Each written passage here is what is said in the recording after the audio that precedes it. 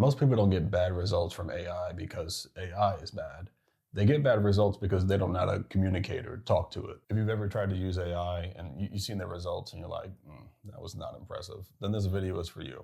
I'm going to give you 3 simple rules that you can use immediately to improve your prompts and get the results that you're actually looking for. Rule number 1, role. Tell AI who it's supposed to be. Instead of asking something like, explain budgeting to me or help me with my budget, you could say, you're a financial coach explaining budgeting to a 20-year-old with no savings. Rule number 2, context. You have to provide context. AI doesn't know the situation like you do. You have to explain it to it. And I promise you, it's not going to guess correctly. Context are things like your age, your experience level, your goals, any constraints or restrictions you may have. If you leave context out, you get advice that sounds smart but doesn't apply to you.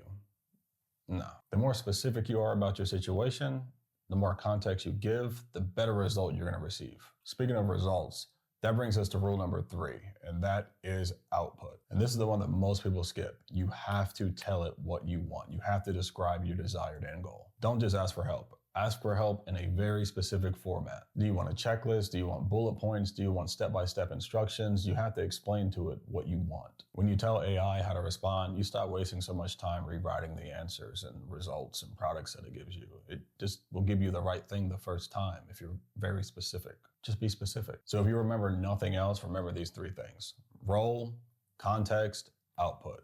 That's it. You need to stop treating AI like a magic box or like Google and just start treating it like a junior analyst or like an assistant. If this was helpful, I'll keep breaking this down further. For money, for school, for everyday decisions, drop a comment and let me know what you would want AI to help you with next. And I'll see you on the next one.